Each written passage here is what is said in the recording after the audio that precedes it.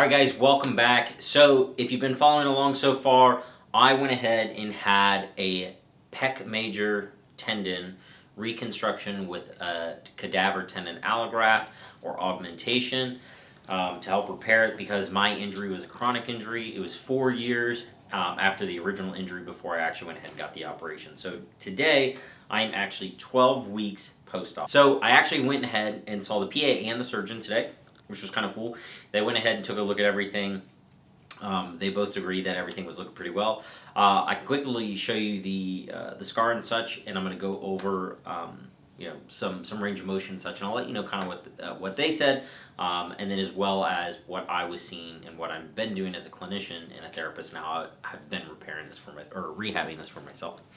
So first and foremost, if you want to check a look at the range of motion, this is the good side. So this is 180. And up here, I'm like at probably about 150 or so. So that's reference, about where I can go. And for reference here, there's that. I don't know if you can see that, but that's the change. So it's pretty good overall. If I'm coming to look at the pec range of motion, okay, that would be 90.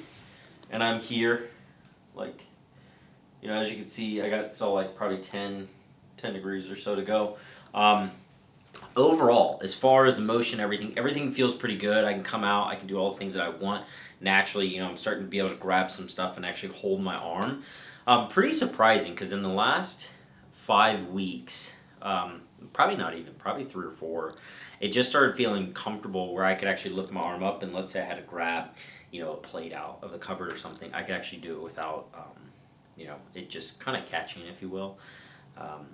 So that's positive. It's one of those things that there was never like a big drop off as far as like feeling like, oh, I'm done. It's just been slowly, gradually getting better each and every day, to where it's just I start recognizing more and more things each day that maybe used to be a little bit bothersome, but now not so much. Like even just like kind of flipping on like a light switch or something like that, I'm just not really noticing. So overall, I'm completely pleased. They are too. Both of them were went and took a look at the range of motion. Pretty happy with everything that we have so far and what we would be expecting at this time frame. The PA made it sound like she was pretty surprised and thought I was pretty ahead of schedule.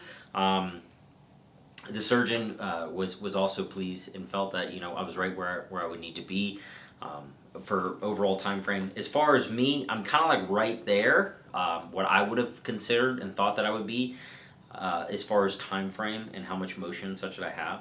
Now, moving forward, okay, it doesn't look like I have a lot of range left to go, okay, and you may be thinking that, and you're right, I'm not. However, if I'm looking at like a graph, okay, and this is, time, and this is like recovery, it's kind of like this, right? So it happens, those early stages or those newbie gains happen really, really fast. And then it's just very ever so slightly that like increase as time goes. So from the motion I have now, right, my goal is essentially for each week to be able to try to capture another 5 degrees. Okay, that's probably the max amount of motion I'll be able to get per week at this time frame, because what seems to be limited most with me is not, in fact, actually the pec. The pec feels pretty good. The pec doesn't feel tight. The pec doesn't seem to be the limiting factor. The 2 areas that actually seem to be limiting the most at this point, soft tissue-wise, is going to be the subscapularis, which is one of the rotator cuff muscles like deep inside like the armpit, and the latissimus dorsi or the lats. Those are the 2 soft tissue structures that seem to be the most limited. As far as joint-wise, the joint feels mostly, congruent as everything it should be.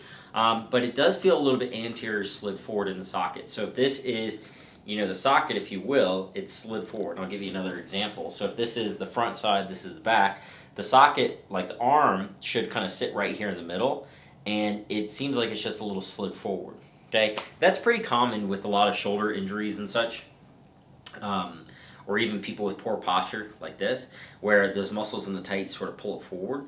And essentially what's happening is the rotator cuff hasn't been able to pull it back. Now, I've been working on the rotator cuff to be able to pull it back, and because it's not getting as much that we would like, what we're finding, or what I see, is some of the anterior structures or some of those inert structures are limiting it from really being able to like drop down ever so slightly and come back a little bit. The two main culprits of that are going to be the subscap, the lats, as well as a little bit of the capsule. Now, the capsule is part of the joint. Now, some people would consider that part of the joint or part of the soft tissue. Kind of indifferent. I would consider it to be more of the joint, I would suppose. But if I'm taking a look at the capsule, right? So if I come here like this is my good arm, right? My good arm. Okay, I'm going just beyond 90 degrees. Okay, and that's about what I should have. Now, if I come over here and do it, as you can see, I have a little bit of motion limitation, just to neutral. Now, in this case, because the pec is adducted, the pec is in a shortened position, so the pec's not going to limit me from going any further out. So in this case, what would? Well, it's going to be either one of those two soft tissues I mentioned before, or it's going to be the capsule. Now, because I don't have motion in this plane, which is known as your capsular position, where the soft tissue should be the most relaxed, that's going to indicate that it's actually a capsular restriction. Okay? Now, when somebody has adhesive capsulitis or frozen shoulder, generally speaking, it's because the capsule is what's bound down.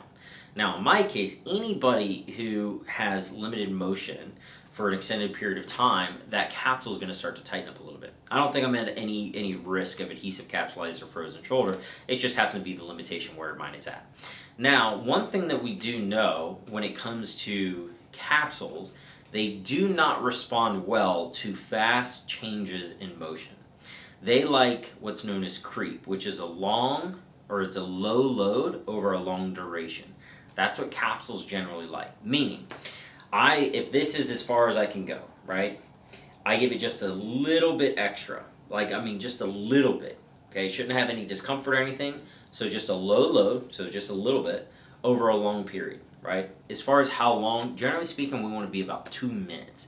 So 2 minutes total within this new position to make it the most comfortable. Now, should I hold it there for 2 minutes? I could, but I find we get the best results for both comfort and overall tissue is holding it about 30 seconds and then let go and then come back and do a total of 4 more times for that total of those 2 minutes overall.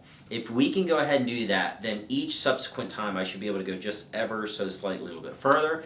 Then I'm going to start to work into that new available range, making sure I'm doing some sort of active exercise to get my arm used to working in that range. And this is where I was kind of saying earlier, things like you start getting diminished returns as time go. Now, doesn't mean it's any less important to get that motion because I have 80%, I can do most things. It's not any less important. And I would argue that this is where a lot of people, skip out or skim out of therapy too quickly because they've reached a quote-unquote good enough factor that they feel, they'll figure out the rest on their own. But this is where people end up having subsequent injuries and impingements and subacromial irritations and such like that, or biceps irritations and such, because they didn't fully rehab it. They didn't get to that last step. So as far as how long, from where I am now, if this is a timeline, I'm 3 months out. I'm guessing, because I probably have about 15 to 20 degrees left to that full range with that little bit of creep extra, or that joint play extra, I'm probably looking at another 6 to 8 weeks to get that full range, which would put me around 5 months total. Now, overall, I would assume 4 to 6 months time frame in order to get me back to like a baseline of that motion with control. Okay, and now, after 6 months, that is where things are really going to scar down the most, because in my case, having like a tendon cadaver, graft, the goal is that the body lays down new tissue over that over that tendon graft. It scars down, and then my body would create angiogenesis and capillaries and such within it, so then it becomes almost one with me. So where, long term, you would never notice that I had that injury, without knowing about the scar. And so that's the overall goal. Now, is pushing at a heavier degree. I want to be cognizant from now, probably till about 6 months, to where I can really start pushing heavier. So, if, like in my position, I'm still going to take it slow, I'm still going to focus on what I need to. Now, that does not mean from now, 3 months to 6 months, I'm going to baby it, and then at 6 months, I'm going to be off to the races. That's not what I mean. I'm going to continuously progress it slowly, to that 6 month mark. So at 6 months, I should be at a point where I can start, pushing myself as if I was having a normal quote unquote gym workout session. That is my overall goal. Maybe I'm beat that by a couple weeks. Maybe I don't. At this point, it's all irrelevant because I can do most things that I want in my life. So overall, I'm very pleased. Glad that I did it. At this point, as far as like looking from where I started to where I am now, I'm not even back to baseline. Okay, but why I say I'm glad that I did it is I can feel myself I feel like there's more substance there, whereas I didn't have. And because I feel that, then I also know that with proper treating, with proper rehab and healing, it is going to get to that point where I'm going to be able to push myself and fully trust it. And I'm just not there yet. Like, I don't trust myself to put myself in certain positions, even though I am progressing. So I started to actually do some wall push-ups, and I'm slowly just decreasing the incline. I'm at probably about a 45-degree incline right now, which is kind of cool because I haven't been able to do that in 4 years. So overall, that's a little exciting, but I'm just going to keep on going through. I don't want to give you necessarily too many direct exercises that I'm working on, simply because it's different for every single person. But overall, I'm working on the range of motion, doing it in a controlled manner, which is generally going to be laying down. Then I'm just progressing.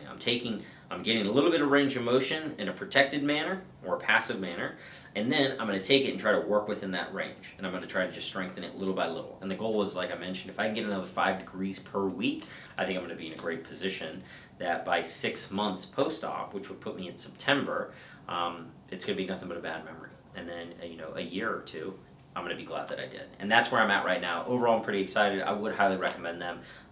So I hope this has been helpful, and I'll probably give you another update in another couple months.